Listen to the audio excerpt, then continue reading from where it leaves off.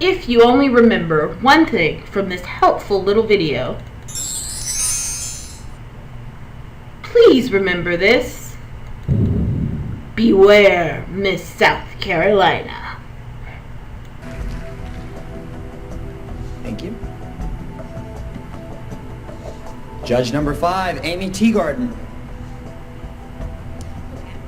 Recent polls have shown a fifth of Americans can't locate the U.S. on a world map. Why do you think this is? I personally believe that U.S. Americans are unable to do so because some people out there in our nation don't have maps, and I believe that our education, like such as in South Africa and the Iraq, everywhere like such as, and I believe that they should, our education over here in the U.S. should help the U.S. or should help South Africa. It should help the Iraq and the Asian countries, so we will be able to build up our future for it. Thank you very much, South Carolina. So you may be asking yourself, where did it all go wrong in South Carolina? What happened? The poor girl just had no plan, and she didn't stand a chance. What most people don't realize is that pageant answers are actually thesis statements. Someone gives you a question and you answer it in one sentence. But first, before you answer that question, you need a plan to do it. And the best way to have that plan is with an outline. So this is an example of an outline. As you can see, you've got a topic sentence at the top. That's your thesis statement. And then you have, this one gives 3 ideas to support it. You can have 2 ideas. You can have 5 ideas. It doesn't really matter. But what you do need is organized ideas that support and reflect back to your thesis. So, as you can see, each and every one of these reflects back to the point in the thesis that every family should have a beach vacation. If you're not comfortable with all these words, if writing a thesis in this way isn't your thing, then try something a little simpler. This is a very valid way to create an outline for your paper. You've got your main point at the top. You use your little arrows to get it to the reason. The reasons take you to your details. It doesn't really matter how you get there as long as you get there. Whatever is most comfortable for you. You can do something a little more wordy. You can do something very simple like this. I cannot stress enough how important pre-planning is for something like a timed essay. I know you feel rushed and worried, but if you just calm down a little bit, and you'll realize that you have more time than you think you do. And writing an outline doesn't take away from your time, it makes your time more valuable. So, how does an outline help with the thesis? Well, let's take a look at Miss New York. Okay, the judge will be asking you a question. Movement became a national story in 2011 with thousands of Americans protesting that 1% of the population controls 99% of the wealth. Do the protesters have a point, and what should be done? I think what the Occupy Wall Street movement did was bring discourse into the political campaigns going on now and just change how things are going to go. But the thing about Occupy Wall Street is if they're going to come up and complain about a problem, they have to come up with some solutions too. You can't just say that there's a problem without trying to troubleshoot. So it's up to them to push to try to come up with some solutions to go with it, but they had every right to do that. Thank you, Miss New York. You see, Miss New York is a girl with a plan. And because she had a plan, because she knew what point she wanted to say, she created one cohesive thought. That is a thesis statement. At its core, a thesis is simply a one-sentence answer to the question in the assignment. Everything reflects back to it. If it's weak, your essay will be weak. It's like trying to build on sand. If you don't have a strong foundation, nothing's going to work. So a good thesis has 3 main points.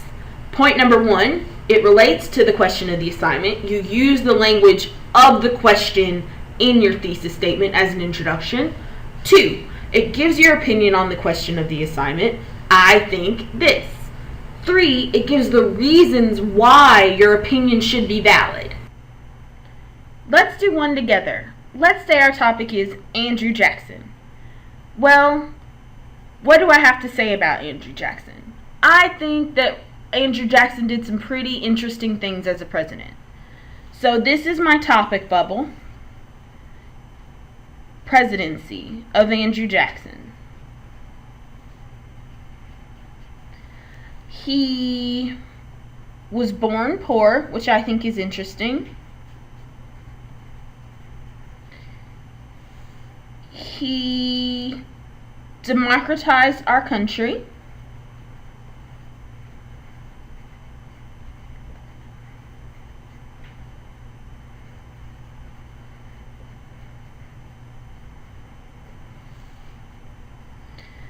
And he had some pretty questionable ethics.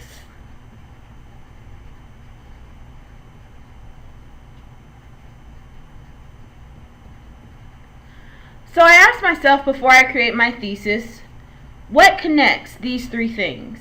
And I think the thing that connects these three things is the fact that these are all more common than what we would consider a presidency to be. So, when I created my thesis, I would use the question, Andrew Jackson is, of course, how I would start.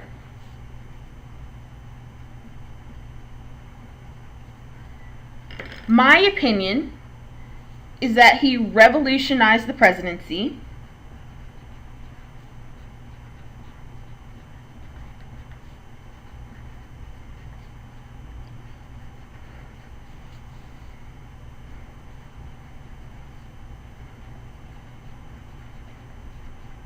And let's just be fancy and say, of the United States.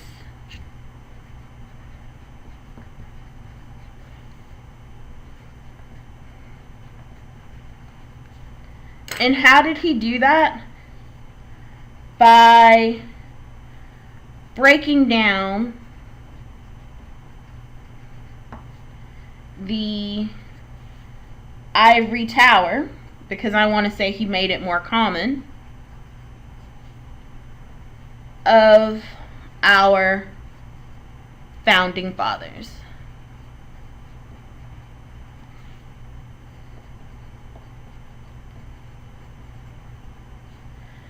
Do you see how finding the connection between these three things created a more interesting thesis than if I had just simply given you point by point?